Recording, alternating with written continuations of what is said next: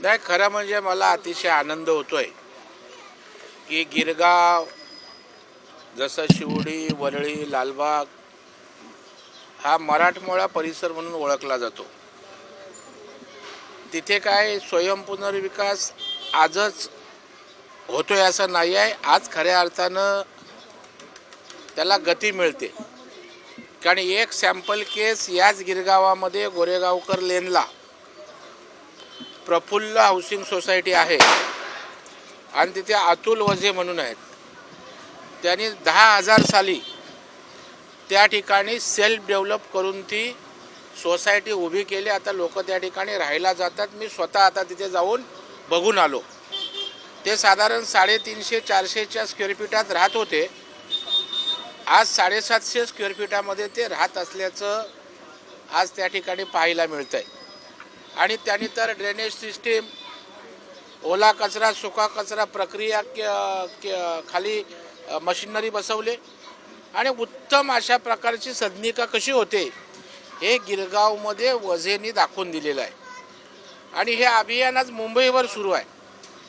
आणि मी स्वयंपुनर्विकास हा श्वास समजून सर्वसामान्य मध्यमवर्गीय माणसाला जेव्हा मोठं घर मिळतं, विशेषतः या मध्यमवर्गीय वसाहतीत मराठी माणूस मोठ्या प्रमाणावर राहतो आणि त्याच्या आयुष्यात यापेक्षा मोठं स्वप्न काय असू शकत नाही. आणि आज मुंबईत स्वयंपुनर्विकास अभियान प्रचंड गती घेत आहे. कारण राज्याचे मुख्यमंत्री आदरणीय देवेंद्र फडणवीस साहेबांनी यांना राजाश्रय दिला आहे. अनेक सवलती, अनेक इन्सेंटिव्ज दिलेत. आणि म्हणून आज मुंबई जिल्हा बँकेकडे जवळपास 1600 हाऊसिंगचे प्रस्ताव स्वयंपुनर्विकासासाठी आलेत. त्यातल्या 36 जणांना आम्ही कर्ज दिलेत आणि 12 इमारती उभ्या राहिल्यात. म्हणजे होऊ शकतं का, तर झालंय. आणि दुपटीपेक्षा तिप्पट जागा या ठिकाणी मिळाल्यात. मी 2-3 उदाहरण सांगेन. मी गेल्या महिन्यात पार्ल्याला पराग अळवणी आमचे आमदार आहेत, त्यांच्या मतदारसंघात नंददीप सोसायटीचं आपण चावी वितरण समारंभ केला. मला वाटतं मीडियाने ते चांगल्या पद्धतीनं दाखवलं.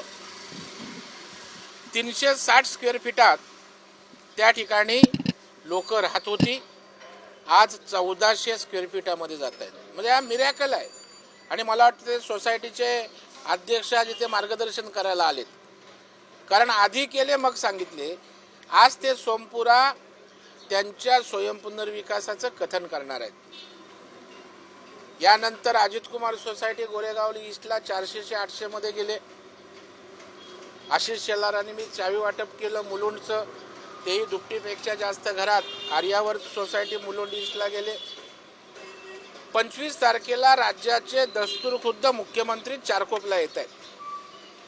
श्वेतांबरा कोऑपरेटिव्ह हाऊसिंग सोसायटीचं चावी वाटप, जी इमारत स्वयंपुनर्विकासातनं उभी राहिले त्यांनाही दुपटीपेक्षा जास्त जागा मिळते. आणि मुख्यमंत्री या स्वयंपुनर्विकासाला प्रोत्साहन देण्यासाठी स्वतः चाव्या वाटपाला येणार आहेत. त्याच बिल्डिंगच्या शेजारी अभिलाषा आहे. म्हाडाचे बैठे रूम असतात, ते 290 मधनं 920 स्क्वेअर फीटात जाणार आहेत. मी या सगळ्या सोसायटींचा उल्लेख एवढ्यासाठी केला की आपण जाऊन बघू शकता. आणि इथे केवळ लाभ मिळतो याच्यासाठी नाही आहे, इथे आत्मनिर्भर गृहनिर्माण होतंय. तुम्ही कोणावर निर्भर नाही आहे. तुमच्या स्वाभिमानाचा प्रश्न आहे. बिल्डरच्या दरवाज्यात जाऊन लाचारासारखं त्याच्या टेबलावर बसायचं, स्टुलावर बसायचं. बिल्डर आतमध्ये एसीत बसलाय, जागा माझी, मालक मी, परंतु 2 तासाने आम्हाला आज बोलवणार. इथे तुम्ही ठरवणार कोण कॉन्ट्रॅक्टर असेल. इथे तुम्ही ठरवणार सिमेंट कुठलं टाकायचं. इथे तुम्ही ठरवणार स्टील कुठलं वापरायचं. चेक सोसायटी सोडणार. आणि त्याच्यामुळे पूर्णपणे नियंत्रण या ठिकाणी सोसायटीवर, सभासदांचं, सोसायटीचं या प्रकल्पावर राहतं.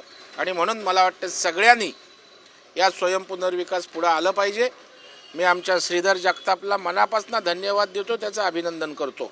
की हा विषय 160 ते 180 स्क्वेअर फूटमध्ये आमच्या अनेक पिढ्या राहिलेल्या आहेत. पुढच्या पिढीला मोठी घरं हवी आहेत.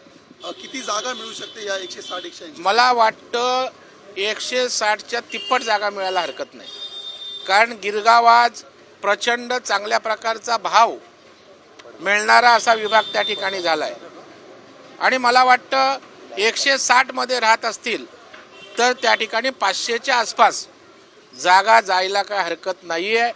आज मी अत्यंत आनंदी आहे की गिरगाव, आमचं मराठमोळं गिरगाव, जिचा चाळ सिस्टीम आहे, 100 वर्षाच्या चाळी आहेत, आणि त्या ठिकाणी आज स्वयंपुनर्विकासाची एक गती घेणारी अशा प्रकारची आज मुहूर्तमेढ रोवली जाते.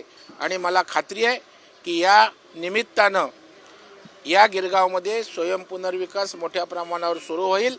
आणि मी जिल्हा बँक म्हणून, राज्य सहकारी बँक असेल, सरकार म्हणून आम्ही सारी मदत आणि ताकद या पुढे येणाऱ्या प्रकल्पांना आणि विकासासाठी देऊ.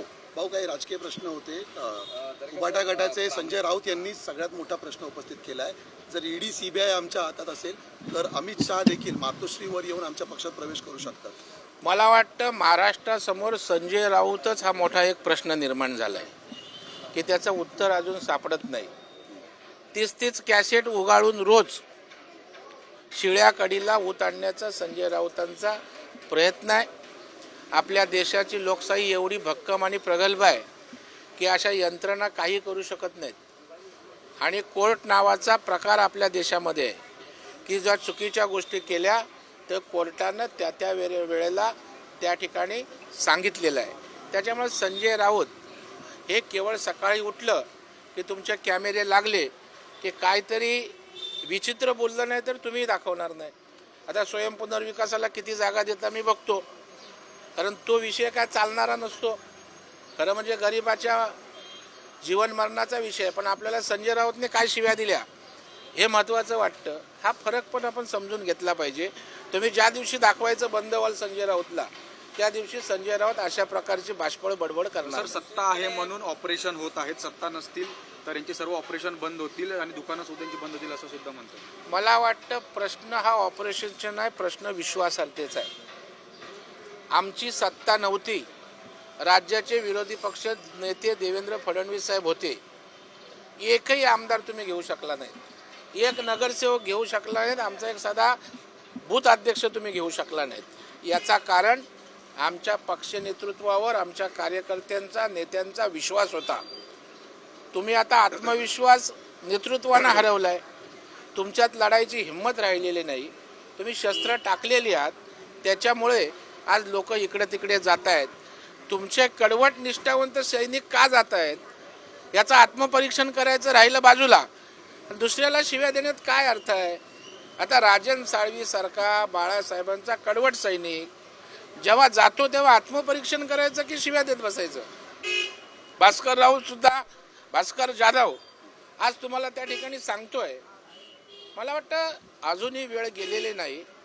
त्यांनी त्या ठिकाणी दुरुस्त व्हावं आणि उरली सुरली उबाटा त्या ठिकाणी भक्कम करण्याचा प्रयत्न करावा. केवळ अशा प्रकारची उणीधुणी टोमणे टीका करत बसलात, उरलं सुरलं अस्तित्व संपून जाईल. सर, भास्कर जाधव यांचे बंधू बाळाशेठ जाधव हे सुद्धा शिवसेनेत प्रवेश करणार आहेत 500 कार्यकर्त्यांसोबत. किरण सामंत यांच्या बैठकीचा निर्णय झाला. मला वाटतं भास्कर जाधवांचे बंधू प्रवेश करतायत याचा अर्थ पुढे काय होणार आहे याचं सूचिन्हच मला वाटतं शिंदे साहेबांच्या दृष्टीनं दिसतंय.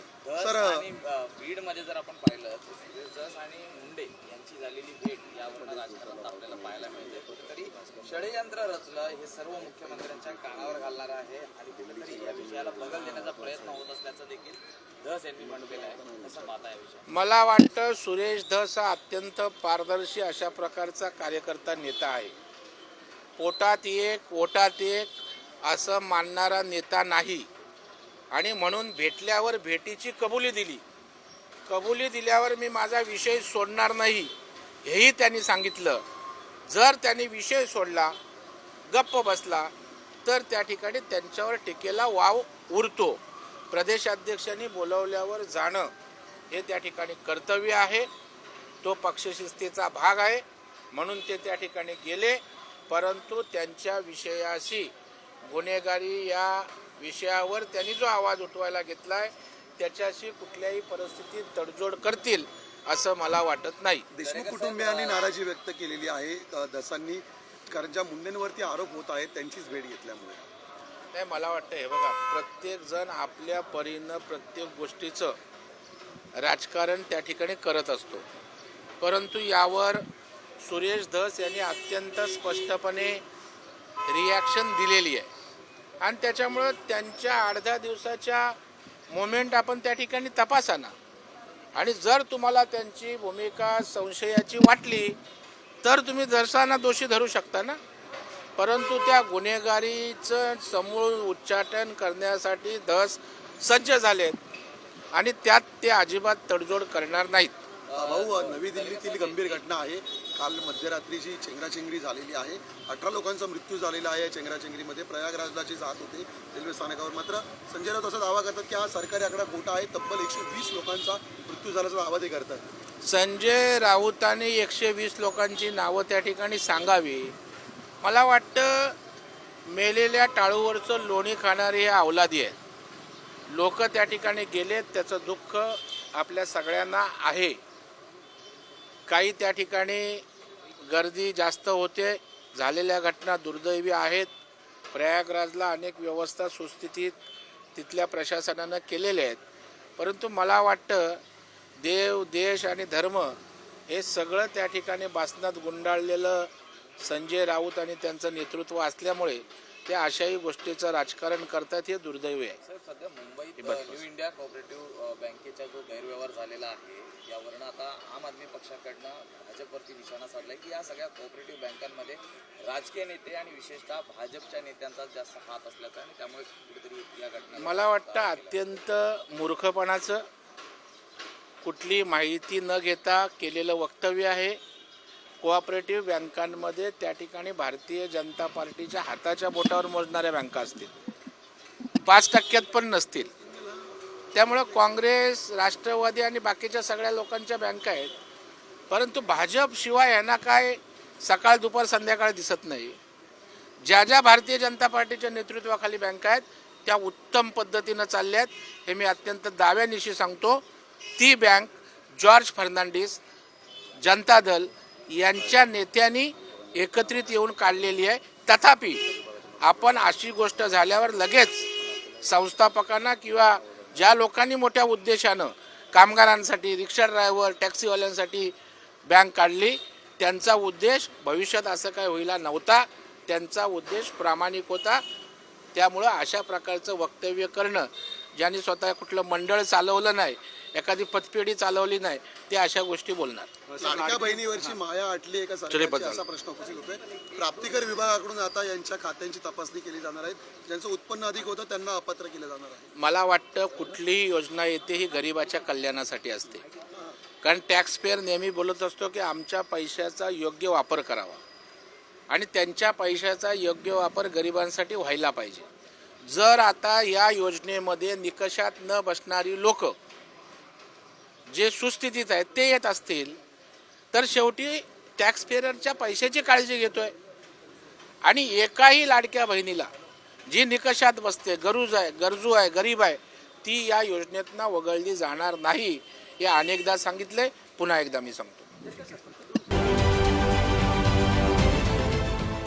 देश विदेशातील प्रत्येक घडामोडींचे लाईव्ह अपडेट मिळवण्यासाठी आता साम टीव्हीच्या सर्व सोशल मीडिया प्लॅटफॉर्मला लाईक, फॉलो आणि सबस्क्राईब करा. तसंच सर्व नोटिफिकेशनसाठी बेल आयकॉन प्रेस करायला विसरू नका.